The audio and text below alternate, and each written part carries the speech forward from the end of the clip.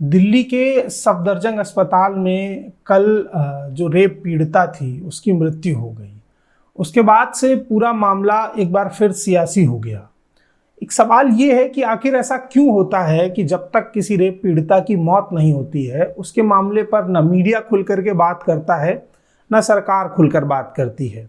मौत के बाद राजनीतिक पार्टियां अपने अपने तरह से आरोप लगाती हैं और जगह जगह तरह तरह के आंदोलन होते हैं और उसके बाद बनती है ब्रेकिंग बनने के बाद मामला फिर वैसा ही हो जाता है और हम भूल जाते हैं क्योंकि कोई नया मुद्दा फिर से ब्रेकिंग बन गया होता है।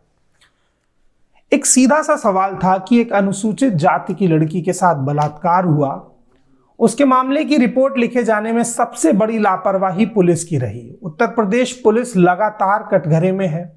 कानपुर का एक मामला मैंने इससे पहले भी आपको दिखाया था, जहां पुलिस अफसर महिला से ये कह रहा है कि अगली बार आप कपड़े फाड़ कर आना तो मैं आपकी रेप की एफआईआर लिख लूंगा। इस मामले का हाथरस से संबंध नहीं है, लेकिन इस मामले को इस तरह से समझिए कि जो पुलिस है उसका रेप की जो शिकायतें होती हैं या जो छेड़छाड़ की शिकायतें होती हैं उस पर काम करने का रवैया क्या है। ये बात आपको समझना इसलिए भी जरूरी है कि इस देश में जब भी रेप को लेकर बहस की जाए तो पुलिस की कार्यवाही और पुलिस के नजरिए पर जरूर सवाल खड़ा किया जाए कि वो लोग जो पुलिस महकमे के भीतर मौजूद हैं वो कितने निष्क्रिय हैं, उनके भीतर की मानवीयता कितनी मर चुकी है। ये सवाल अगर आप पुलिस से नहीं करेंगे तो पुलिस के भीतर का छुपा हुआ वो व्यक्ति जो महिलाओं के मुद्दे पर बात करने से शर्माता है या पक्षपात करता है, उसका चेहरा समाज के सामने नहीं आ पाएगा। ये हाथरस पुलिस की और उत्तर प्रदेश सरकार की सबसे बड़ी नाकामी थी। वो उत्तर प्रदेश पुलिस जिसकी एसयूवी पलट जाती है, वो उत्तर प्रदेश पुलिस जो योगी के सरकार में आने के बाद एनकाउंटर के लिए फेमस हुई, वो उत्तर प्रदेश पुलिस एक बलात्कार पीड़िता को न्याय दिलाने के लिए 10 दिन तक चुप बैठी रहती है। ऐसा क्या है? उसका अंतिम संस्कार कर दिया गया है और परिवार वालों का कहना यह है कि ये उनसे पूछकर नहीं किया गया है। तो आखिर ऐसी क्या जल्दी थी कि पुलिस को यह कदम उठाना पड़ा? तरह तरह की भ्रांतियां आ रही हैं। कुछ लोग कह रहे हैं कि उसकी जीभ काट दी गई थी, मीडिया रिपोर्ट्स में भी ये चलाया जा रहा है। कहीं पर कहना है कि उसकी रीढ़ की हड्डी टूटी हुई थी। बलात्कार की पुष्टि होने के बाद ये पूरा मामला एक बार फिर से उत्तर प्रदेश पुलिस को घेरे में लाकर खड़ा करता है। सोशल मीडिया पर एक नए तरीके की क्रांति चल रही है। लोग कह रहे हैं कि रेप पीड़िता की जाति पर बात करना क्यों जरूरी है, क्या इसे महिला आंदोलन ना समझा गया है, क्या महिलाओं से जुड़े मुद्दे पर बात नहीं की जाए। लेकिन जाति पर बात करना इसलिए जरूरी है कि जब आप उत्तर प्रदेश और बिहार की सामाजिक पृष्ठभूमि को पढ़ते हैं तब ये बात आपको समझनी चाहिए कि आखिर ऐसी क्या समस्या है, ऐसा क्या कारण है कि बलात्कार के मामले पर ये 2 ही राज्य हैं जो पूरे देश में शीर्ष पर आते हैं। उत्तर प्रदेश का ग्राफ तो पिछले 4 सालों में लगातार बढ़ता ही जा रहा है। और ध्यान रखिए, ये वो खबरें हैं जो आप तक पहुंच पाती हैं क्योंकि ये पुलिस के रिकॉर्ड में आती हैं। कई खबरें तो आज तक पुलिस की फाइलों में दर्ज ही नहीं हो पाई हैं। उत्तर प्रदेश और बिहार के ग्रामीण इलाके जो न्याय की लड़ाई से कोसों दूर खड़े हैं, वो आज भी पुलिस को देख करके डरते हैं और इस तरीके की शिकायतें करने से पहले 1000 बार सोचते हैं। तो ऐसे में आप महिला आयोग की भूमिका के बारे में सोचिए, आप महिला आंदोलन की भूमिका के बारे में सोचिए और पुलिस की कार्यवाही के बारे में सोचिए और सोचते सोचते अपना टीवी बंद कर दीजिए और इन खबरों को भूल जाइए, क्योंकि तब तक कोई रिया चक्रवर्ती, सुशांत सिंह राजपूत और दीपिका पादुकोण की ड्रग्स की खबर की ब्रेकिंग आ जाएगी। ये इस देश की न्यूज के काम करने का पैटर्न है जो बार बार आपको असली खबर के पीछे से हटा करके किसी दूसरी खबर में जोड़ देता है। कहा जा रहा है ऐसा कि वो जो गांव है, वो जो इलाका है, वहां पर 3 या 4 घर ही अनुसूचित जाति के लोगों के हैं, बाकी घर सवर्णों के हैं। ये पुरानी रंजिश चल रही थी जिसकी वजह से ऐसा हुआ है। अगर इस बात को एकदम बारीकी से समझें तो तमाम तरीके के तर्क दिए जाते हैं कि क्या जब कोई बलात्कार करता है तो महिला की जाति पूछता है, लेकिन नहीं। जिस महिला का बलात्कार होता है अगर उसकी जाति सवर्ण है या उसकी जाति दलित है तो बलात्कार के बाद सिस्टम में लड़ने की जो पूरी प्रक्रिया है वो बहुजनों और छोटी जाति लोग के जो लोग हैं उनके लिए बड़ी मुश्किल है। और इस बारे में अगर आप खुलकर बात नहीं करेंगे तो जो जाति का सवाल है, जो जातिगत समानता का सवाल है, वो कहीं ना कहीं छूट जाएगा। मैं एनसीआरबी की कुछ रिपोर्ट्स आपको दिखाऊंगा, उन रिपोर्ट्स को सिलसिलेवार तरीके से समझिए।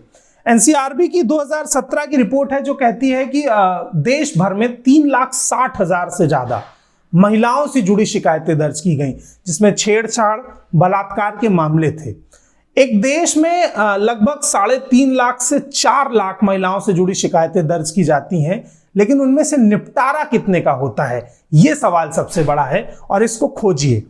अगला है 2018 में यूपी की अगर हम बात करें, सिर्फ उत्तर प्रदेश सरकार की, तो प्रतिदिन 8 बलात्कार हुए हैं और प्रतिदिन लगभग 30 के आसपास अपहरण की शिकायतें आ रही हैं। यह उत्तर प्रदेश का ग्राफ है, उस प्रदेश का जहां के मुख्यमंत्री टीवी चैनल की डिबेट्स और इंटरव्यू में कहते हैं कि यहां कानून व्यवस्था एकदम सही है, मतलब सब चंगासी है। लेकिन इस मामले के बाद उत्तर प्रदेश के मुख्यमंत्री सामने नहीं आते हैं, वो कुछ नहीं बोल पाते हैं। इतनी मजबूत पुलिस, इतना बड़ा राज्य, बहुमत की सरकार, लेकिन हाथ क्या आया आपके? नाकामी। बेरोजगारी की समस्या पे तो योगी आदित्यनाथ बात नहीं कर पाए, लेकिन क्या महिलाओं से जुड़े मुद्दे पर भी एक मुख्यमंत्री की चुप्पी ये नहीं दर्शाती है कि मुख्यमंत्री की कानून व्यवस्था और उसकी मानसिक स्थिति कितनी कमजोर हो चुकी है? द वायर की एक रिपोर्ट थी जो बताती है कि योगी आदित्यनाथ की सरकार के शुरुआती 2 महीनों में ही लगभग 803 बलात्कार के मामले दर्ज किए गए। ये योगी सरकार की एक उपलब्धि हो सकती है, क्योंकि जब पुलिस और सरकार दोनों चूड़ी पहनने की स्थिति में बैठे हों तो जनता को अपनी लड़ाई खुद लड़नी चाहिए। हालांकि इस देश को आजादी दिलाने में महिलाओं ने भी बड़ा योगदान दिया है, लेकिन क्या इस देश में और खासकर इस प्रदेश में जहां मुख्यमंत्री भी पुरुष हैं, पुलिस में भी बहुसंख्यक पुरुष हैं, तो महिलाओं के मुद्दे पर बात करने से कैसे कतराते हैं? अब हम बात करते हैं कि इस पूरी खबर को टीवी मीडिया ने, टीवी डिबेट्स में कैसे दिखाया गया। रिपब्लिक भारत वो चैनल जो बड़ा चिल्ला चिल्ला कर पूछते थे एक आत्महत्या पर, एक अभिनेता की आत्महत्या पर या उसकी हत्या पर, कि कहाँ है उद्धव ठाकरे, कहाँ है संजय राउत, फलाने कहाँ हैं, उनको पकड़ के लाइए, मेरे सामने बिठाइए, मैं बहस करूंगा। वही उद्धव ठाकरे से सवाल करने वाले बड़े पत्रकार अब योगी आदित्यनाथ से एक बार भी पूछ नहीं पाए कि एक लड़की का रेप हुआ है, सीएम कहाँ है, मेरे सामने लाया जाए। कहां है योगी आदित्यनाथ? उनको सामने लाया जाए, उनसे सवाल पूछा जाए। कहां है उत्तर प्रदेश की कानून व्यवस्था? कहां है कानून मंत्री? कहां है यूपी के आईजी? कहां है ये तमाम लोग? अगर वो सामने नहीं आ रहे हैं और ये सवाल मीडिया नहीं पूछ रहा है, मीडिया ने मुंह पर पट्टी बांध रखी है, तो आखिर ये सवाल करेगा कौन?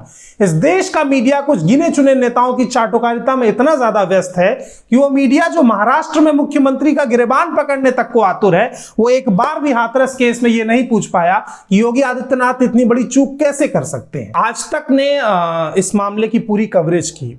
आप एक चीज को समझिए, और मैं आपसे बार बार कहता हूं, जब टीवी किसी रेप पीड़िता की मां या पिता का बयान लेता है या ऐसी खबरों को दिखाता है, तो इन खबरों को दिखाने का एक तरीका होता है। अमूमन ये खबरें टीआरपी के मसले से नहीं की जानी चाहिए, मगर इस देश का दुर्भाग्य है और मीडिया का भी दुर्भाग्य है कि ये खबरें सिर्फ टीआरपी पैदा करने का एक बाजार होती हैं।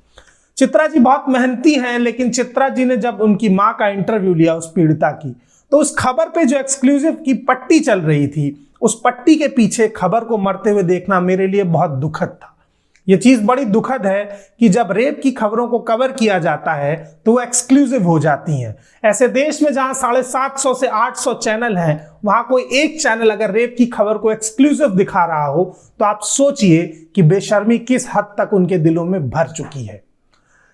जब तक रेप की खबर एक्सक्लूसिव रहेगी, तब तक न्याय सिर्फ टीआरपी रहेगा और वो कागजों पर और टीवी की डिबेट पर सीमित रहेगा।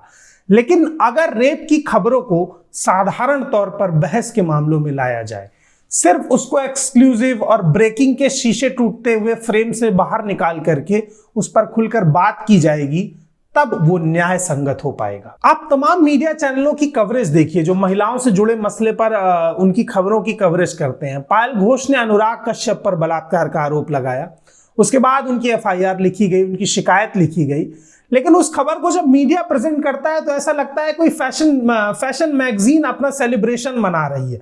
ऐसा लगता ही नहीं है कि ये महिला अधिकारों की लड़ाई है। इन दो खबरों को कवर करने के अलग अलग नजरिए को अगर आप सिलसिलेवार तरीके से देखेंगे तो आप समझेंगे कि टीआरपी का नशा करने वाला मीडिया आखिर कितना कमजोर हो चुका है। लबोलुआब ये है पूरी खबर का, जो मैं आपसे अभी भी कहना चाह रहा हूं कि इस देश में आए दिन लगभग 8 से 10 बलात्कार होते हैं। ये मामला और ज्यादा है, ये संख्या और ज्यादा है।